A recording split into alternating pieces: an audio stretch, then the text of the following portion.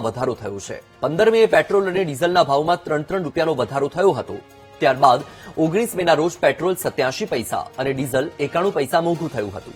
તો આજે પેટ્રોલની કિંમતમાં 87 પૈસા અને ડીઝલની કિંમતમાં 91 પૈસાનો વધારો થયો છે। ત્યારે આ ભાવ વધારાને લઈ રાજકોટના વાહન ચાલકોમાં રોષ જોવા મળી રહ્યો છે। રાજકોટના વાહન ચાલકોએ આક્રોશ ઠાલવતા કહ્યું કે આવકમાં ઘટાડો થાય છે, જેની સામે ખર્ચમાં વધારો થઈ રહ્યો છે। વારંવાર ઈંધણના ભાવમાં વધારો થતા અમારું બજેટ પણ ખોરવાયું છે। ઈંધણના કારણે જીવન જરૂરિયાત, શાકભાજી સહિતની કિંમતમાં વધારો થઈ રહ્યો છે, જેથી સામાન્ય વર્ગ ખૂબ પરેશાન થઈ રહ્યો છે।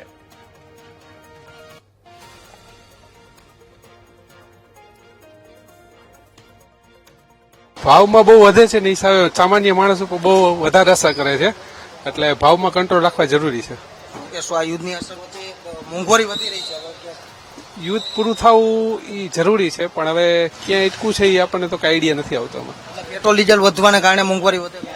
આ મોંઘવારી બહુ વધી ગઈ છે અત્યારે। પેટ્રોલ ડીઝલ બધી જગ્યાએ અસર કરે છે, એની હિસાબે મોંઘવારી વધે છે। ઘણી મુશ્કેલી થાય છે, એના હિસાબે બધી મોંઘવારીમાં બધી ભાવમાં વધારો થાય છે।